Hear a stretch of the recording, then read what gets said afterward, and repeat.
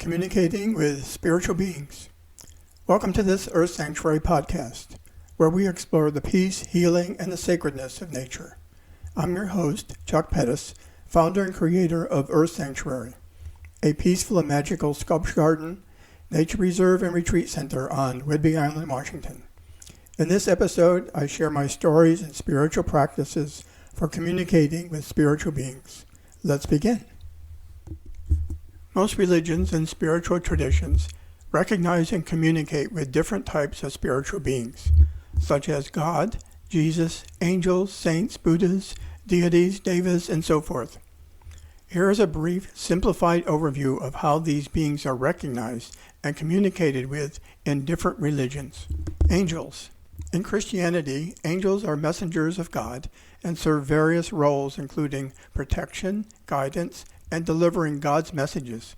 Communication with angels can occur through prayer, visions, or dreams. In Islam, angels are considered messengers and servants of Allah, created from light. They do not have free will and obey Allah's commands. Communication with angels in Islam often involves receiving divine revelations, as in the case of the Prophet Muhammad. Angels in Judaism are messengers of God, often involved in delivering messages or performing tasks. While direct communication with angels is less emphasized, their presence is acknowledged in various religious texts.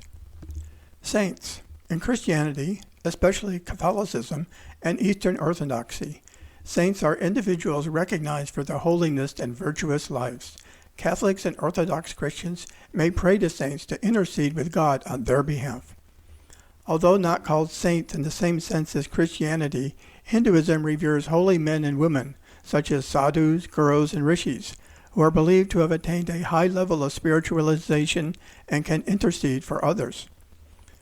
Buddhas. In Buddhism, Buddhas are individuals who have attained enlightenment. In Mahayana Buddhism, it is common to venerate Buddhas and Bodhisattvas, i.e., enlightened beings who remain in the cycle of rebirth to help others. Practitioners may meditate on the qualities of Buddhas, chant their mantras, or make offerings. In Hinduism, some sects recognize Buddha as an incarnation or avatar of the god Vishnu and may include him in their devotional practices. Deities and gods.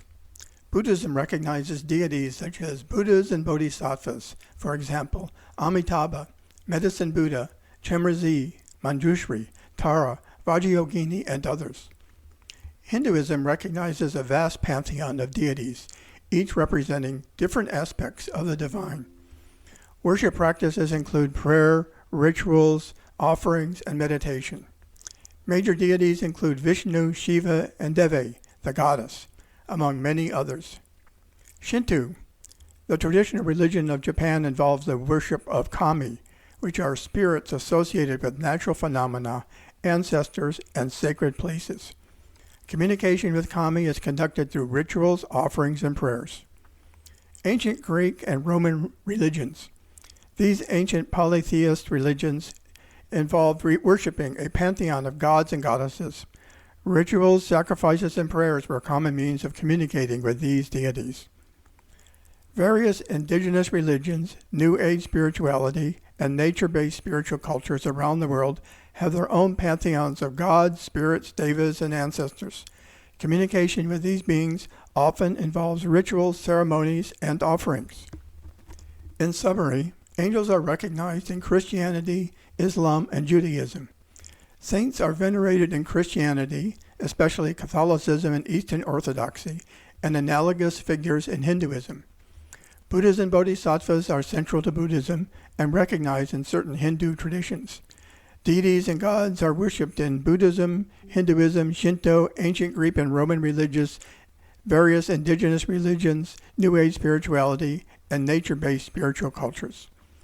Each of these religions and spiritual traditions has its own unique practices and beliefs regarding the nature and communication with these spiritual beings. The spiritual hierarchy. The spiritual hierarchy comprises a great universe and evolution of divine and spiritual beings, vital to working with earth energies and creating places of power and spiritual intention.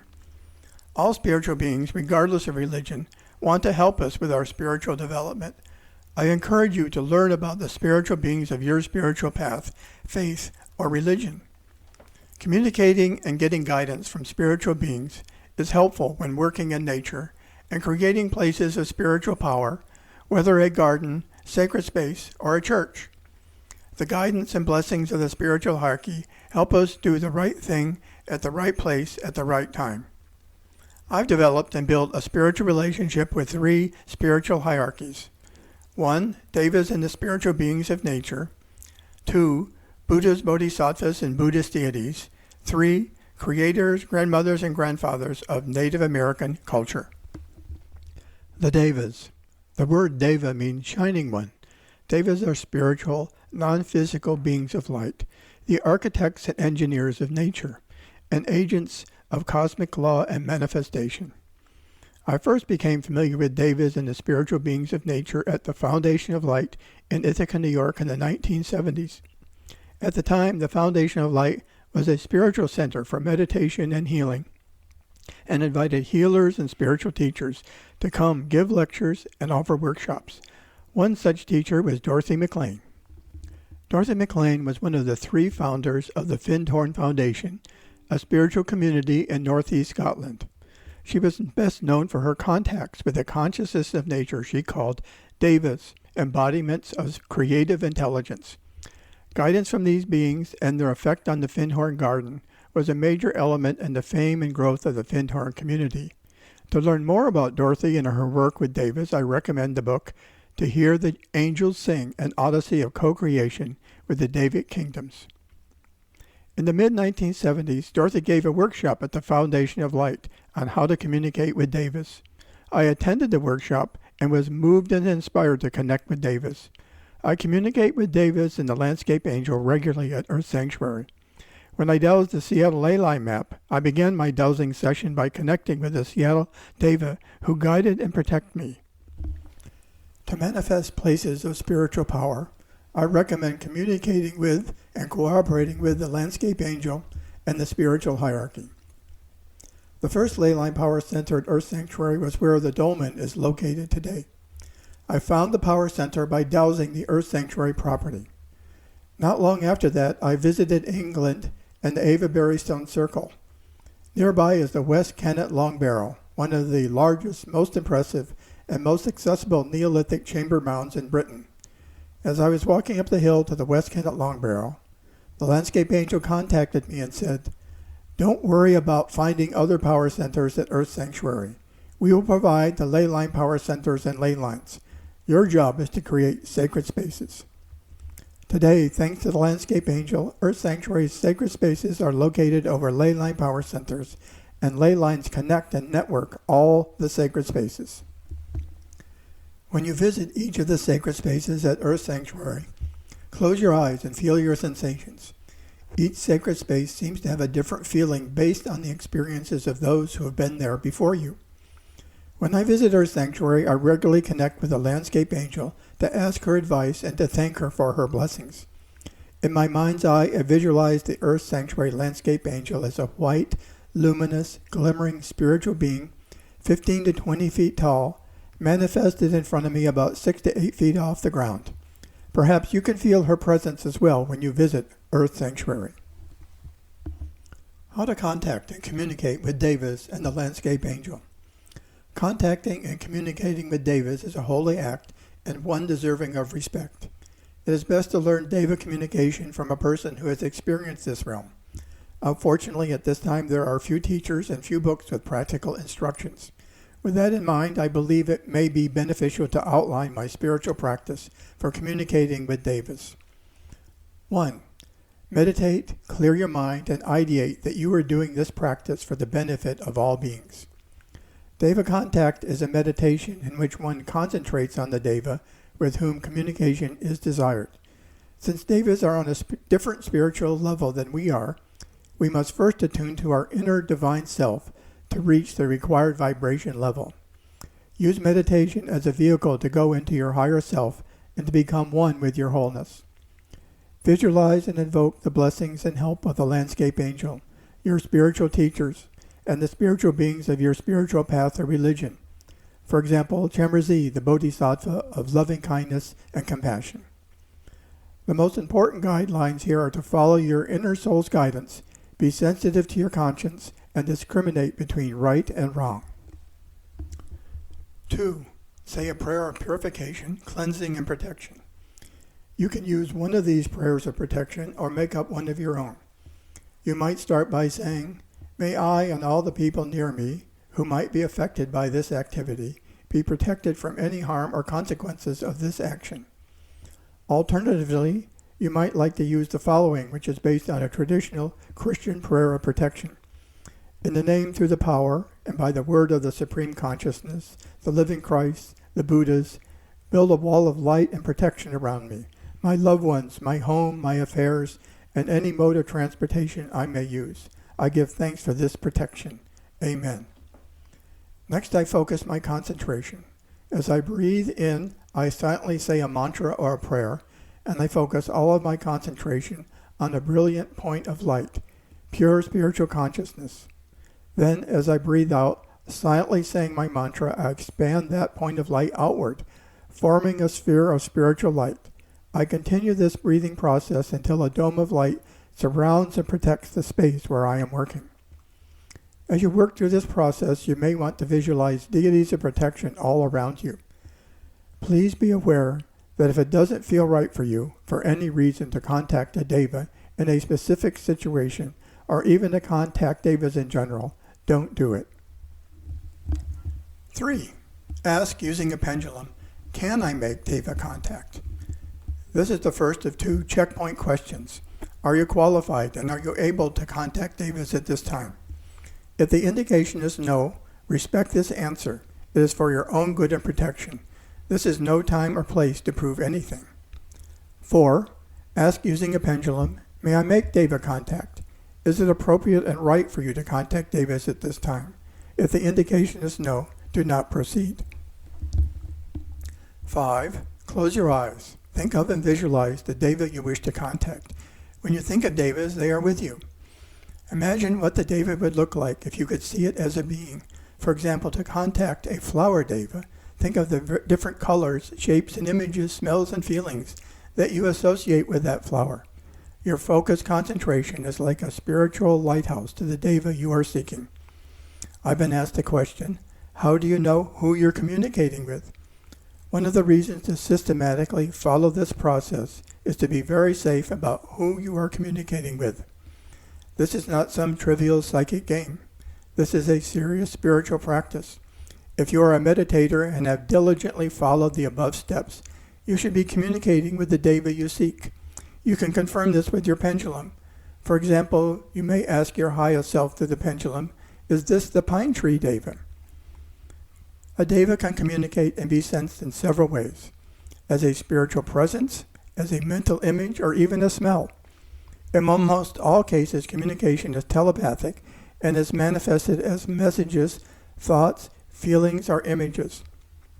In all cases, keep your thoughts as pure and spiritual as possible to perfectly reflect the light of the angelic being. You can flow with the mental images you receive in the deva's presence, or you can take a more active role by concentrating on specific questions and tuning into the answers that come into your mind.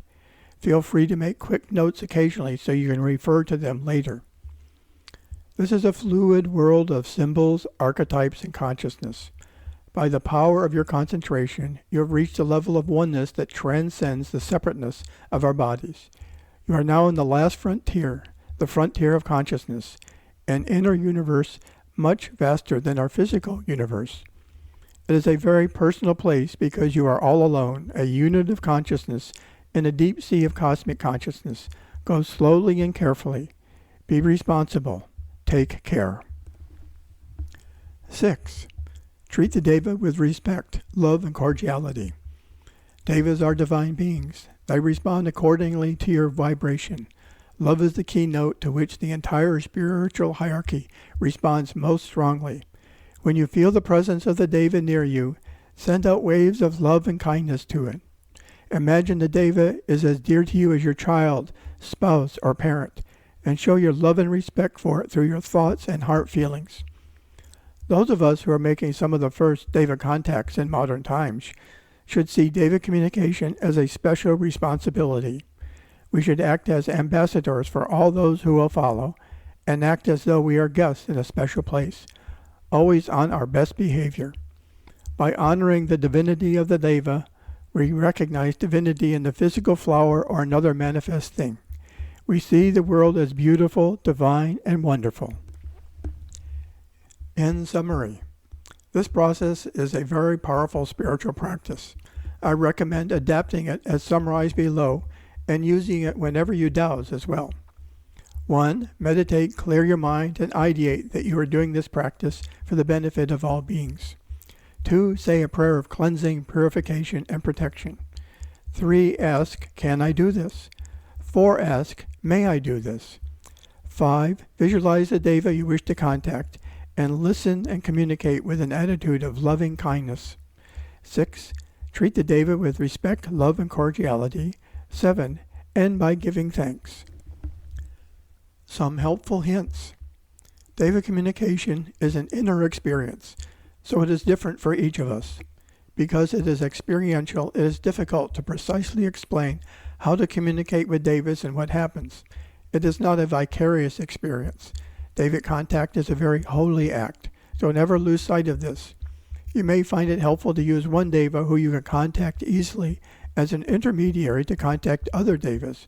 For example, I tune into the landscape angel to ask general questions or get guidance on how to proceed in a particular area. When we attune to a Deva, our soul begins vibrating at the same level as the Deva. By invoking Devas, we are calling on those qualities within ourselves. Through interaction with these divine beings, we enlarge our understanding of ourselves and our inner divinity. Use this spiritual technique wisely for service to all. Buddhas, Bodhisattvas, and deities. My relationship with Buddhas, Bodhisattvas, and deities is central to Earth Sanctuary and my life. I've been meditating since 1970. My spiritual path is Tibetan Buddhism. For me, it is essential to spend at least 1 hour every day meditating and doing spiritual practices. My spiritual practices include calm abiding meditations and meditations on Buddhas and Bodhisattvas. For example, one meditation is on Chemerzi, the Bodhisattva or deity of loving, kindness, and compassion. In this meditation, I visualize the body of Chemerzi, recite his mantra, Om Mani Padme Hum, and imagine Earth Sanctuary and all beings being blessed by Chemerzi with love and kindness.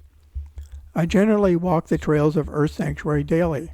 As I walk, I do my spiritual practices, visualizing that all the Buddhas and Bodhisattvas are actually at Earth Sanctuary, blessing all the beings that live there, as well as visitors and retreatants, in the hope that all beings and visitors will quickly become enlightened.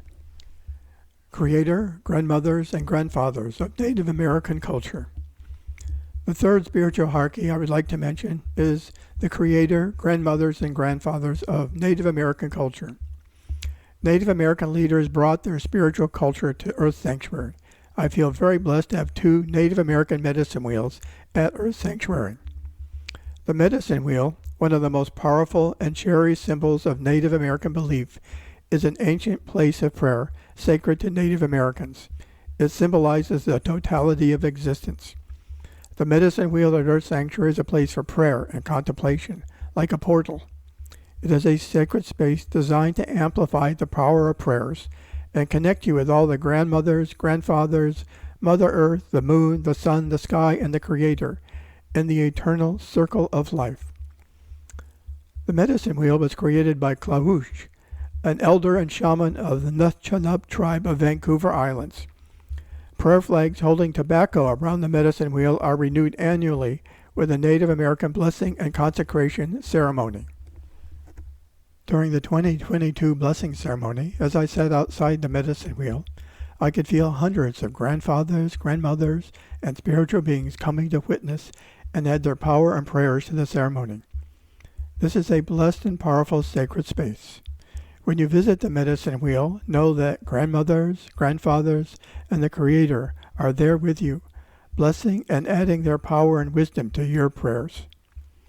Later in 2022, I met a woman who told me about her experience that day in the medicine wheel.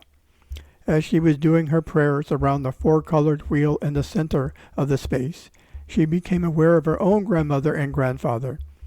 When she looked around, she told me that all the trees became grandmothers and grandfathers. What a divine experience.